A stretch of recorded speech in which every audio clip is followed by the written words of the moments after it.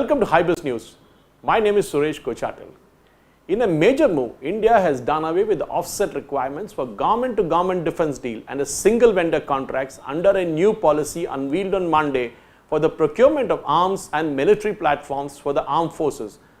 The Defense Acquisition Procedure (DAP) released by Defense Minister Rajnath Singh provides for allowing three forces to take on lease military equipment, hardware and platforms like helicopters, simulator and transport plane as per operational requirement, as it could be a cheaper option than the procurement, officials said.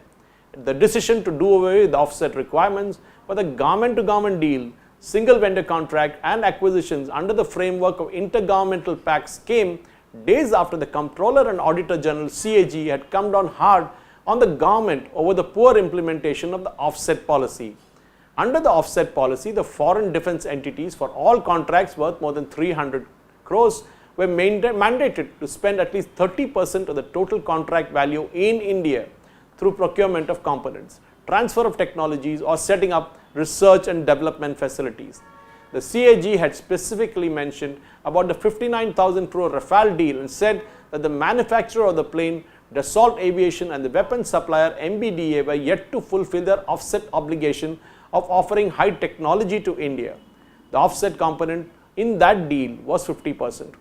Offsets will not be applicable in single vendor government-to-government and IGA intergovernment agreement deals as per DAP 2020, said Apurva Chandra, Director General of Acquisition in the Defense Ministry, adding that the offset policy will remain in force contracts involving competitive bidding. No offset contract has led to a transfer of technology, he said, indicating that it could be the reason behind the government's decision. Another official said removing offset obligation for contracts under three categories is likely to result in a reduction in the cost of acquisitions, as defense firms are used to factor funds required to fulfill offset conditions. The DAP, released after a year-long consultation with the concerned stakeholders, features a number of steps aimed at turning India into a global manufacturing hub of military platform, reducing timelines, procurement of defense equipment and allowing the purchase of essential items by three services through capital budget under a simplified mechanism. The first defense procurement procedure was promulgated in 2002 and since then it has been revised periodically to provide impetus to the growing domestic industry. The DAP in this case will come into effect from October 1st. The DAP also incorporates new chapters on information and communication technologies, post-contract management, acquisition of systems developed by state-run defense entities like the DRDO and the defense public sector undertakings.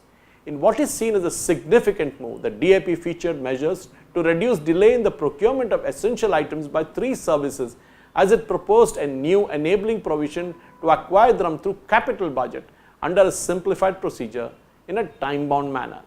The Defense Minister said that the DAP has also included provisions to encourage foreign direct investment to establish manufacturing hubs both for import substitution and exports while protecting the interests of the Indian domestic industry. The offset guidelines have also been revised, wherein preference will be given to manufacture of complete defense products over components, and various multipliers have been added on as a given incentivization in discharge of the offset, the Defense Minister tweeted. He said that the DAP has been aligned with the vision of government's Atmanirbhar Bharat initiative and to empower the Indian domestic industry through Make in India projects with the ultimate goal of turning the country into a global manufacturing hub. The policy also provides for single stage accord of AON or acceptance of necessity in all cases up to 500 crore to cut the delays in approval of acquisition proposal. The DAP also mentioned measures to reform the pre-induction testing of defense equipment. Scope of trials will be restricted to physical evaluation of core operational parameters. Other parameters may be evaluated based on vendor certification, certification by accredited laboratories, computer simulation of parameters, among others.